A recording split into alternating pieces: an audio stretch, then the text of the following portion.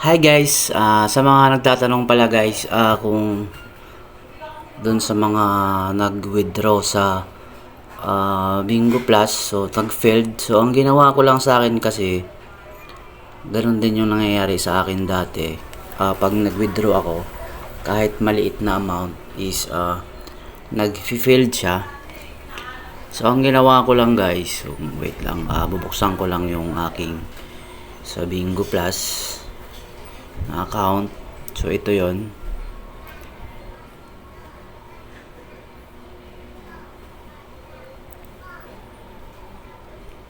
So ang ginawa ko lang dito, ang nangyari kasi sa akin is nag-fill din siya nun. Tapos ang ginawa ko lang, so punta tayo sa aking wallet.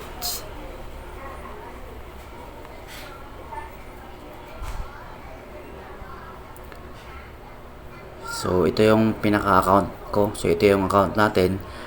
Ang ginawa ko lang dito guys pala, baka makatulong dito sa inyo. Tapos punta lang kayo dito sa sa fund accounts. Tapos dito guys, kung wala pa kayong nakalink, i-link nyo yung Maya ninyo.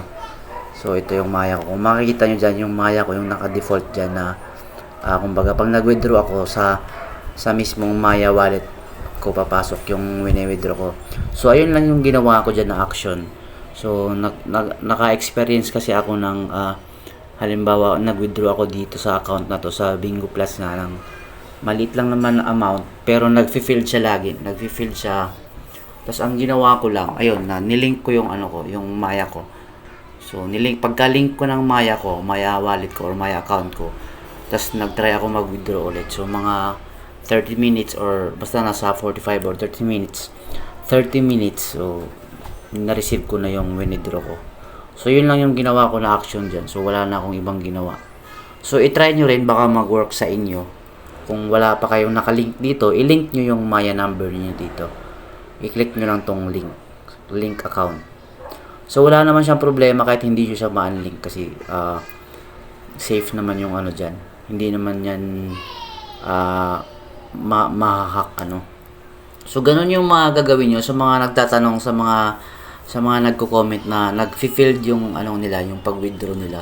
Try nyo munang mag-link dito ng account, and then pag na-link nyo na yung Maya ninyo, tsaka nyo siya i-withdraw. I-click yung withdraw dito, tapos kung magkano yung amount.